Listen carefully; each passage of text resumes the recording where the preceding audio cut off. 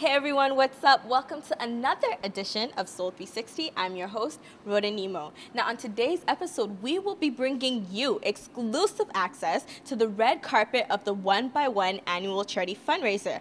Now OneXOne is a non-for-profit organization based right here in Toronto that partners with other organizations the world round. Wyclef Jean's Yele Haite and Matt Damon's H2O Africa were just a few of the groups honored with funding that night. Now, we're going to get to some exclusive red carpet interviews with a couple faces you might find familiar, brought to you exclusively by Soul360. So, let's check it out.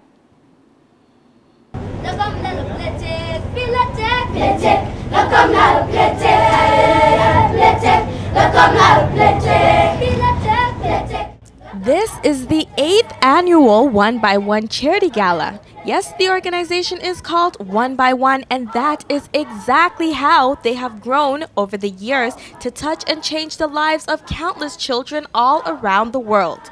This evening's gala celebrates the partners of OneXOne, some of whom you might even recognize, and the ongoing commitment to charity work. We highlight these young people, and I hope that it inspires other young people out there to understand that they can do a lot, even at any age. We actually made little kids t-shirts that said, "Even I can make a difference." And it's that message that drove a then 6-year-old Brian Redlack into action. Well, people have to walk 10 kilometers to get to a well so their family can drink for the day. And it's like, okay, how far is 10 kilometers? Because we were all in grade 1. So my teacher said 10,000 steps. So I counted the steps it took me to get from my classroom to the water fountain, and I counted 10. So I just figured, is it fair I'm walking 10 and someone is walking a number I can't even count to? Since then, we've helped almost 600,000 people, built 432 wells in 15 developing countries, and helped save lives. Well, I've been to Uganda twice, and I guess just one of the things is when you see smiles and people who are the happiest people in the world, but the poorest, but they have smiles that light up on their faces because they have clean water to drink. Are you excited about tonight? Yes. Will you guys be performing? Yes. So how do you get them ready for an event such as this? You know what, we're on tour right now, so the children are used to performing. So we just rehearsed the songs. This morning we did a sound check. They're ready. They're ready to perform anywhere. Hey, are you Ghanaian? Yes, I am. I can tell. What gave it away? I don't know. You look Ghanaian. You got good skin. So you Ghanaian too? What day of the week is he? What day of the week are you? Was that Kwesi? Kofi. Sorry. What day of the week were you born? What day of the week were you born? Tuesday. So what am I, Kweku? Yeah, see? I'm going to call you Kwaku for tonight. Is that okay? Sure, as long as you don't call me Cracker. It was important, you know, you always got to give back when you can. Always a humanitarian. Well, not always, but I try I try to help when I can, you know. And that's, you know, that's the bottom line for everybody. You do what you can when you can. So what message do you want to send out to the youth in terms of getting them involved in trying to organize for change? Well, first of all, I think the youth in this city really needs to sort themselves out before they start worrying about anybody else. There's a lot of misguided wannabe gangsters in this city that it's not real, you know. Think for yourselves. Be an individual if you have to. It's not that difficult to do, you know.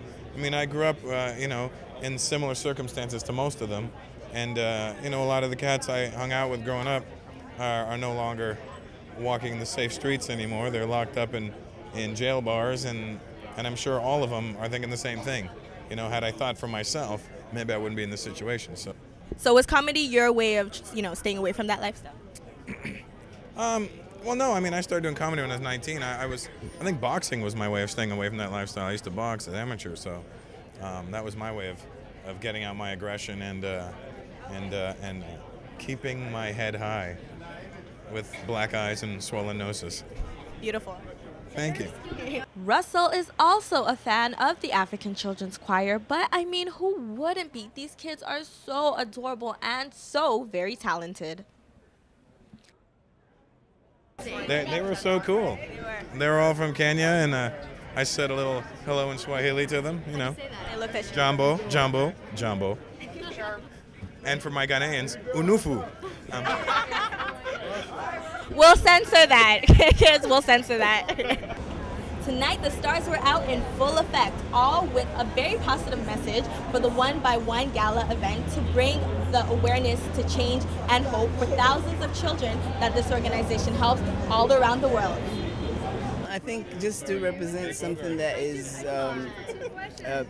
beautiful in the unlikely scenarios that people, people here are used to portraying Africa in a grim light, and I like to portray it in a beautiful way. As a child and a singer, I believe that I should give other children voices, they can't speak out, and I'm sort of helping that cause, so I really believe strongly in this. I think every day about a lot of the things that I've seen around the world. I feel really blessed to have traveled as much as I have, because you get to see other people living and what other people's lives are like, and get a better understanding of the world. I heard about it a few years ago, and we had started a foundation called H2O Africa, which was a clean water initiative in Africa, and we were contacted by OneXOne, who said that from looking at what our mission statement was, that this was probably a pretty good partnership, and would I consider coming up and hosting the event. And I heard about the event, and I came up and I really was taken with the people that I met here, and the work that they were doing, and the other, all these strategic partners, all these NGOs, and the work that these people were doing really, I just thought it was wonderful, and it was something I wanted to continue participating. So tell me, how does it feel to be honored tonight? It feels phenomenal. It's just an opportunity to celebrate what young Canadians have been able to accomplish.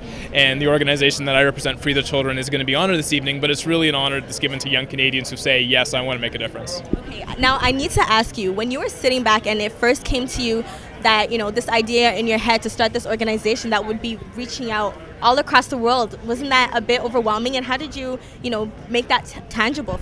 I mean, it's totally overwhelming, obviously, but it's also an opportunity to say, yes, what's something simple I can do?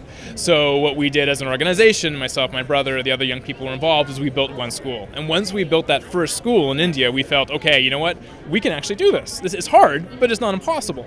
And now we're over 500 schools, because young Canadians have stepped up and joined Free the Children and joined the efforts of the organization and said, yes, I want to make a difference as well. And I think that's really the key, especially if young people are watching, your broadcast, is saying, you don't have to change the world tomorrow and by yourself, but if you do something small, that something small can become so much larger, and then the impact can be very significant. Great. So how did you become involved with the OneXOne organization? Well, Free the Children is an organization, is a charity that was selected by OneXOne to serve as an organization that it funds. So we've received considerable funding through OneXOne, and we're building an all-girls high school in Kenya. And I was actually in Kenya yesterday morning. I just came in for this evening. And seeing the impact of these girls who are so excited to have the chance to go to school and break the cycle of poverty is quite remarkable.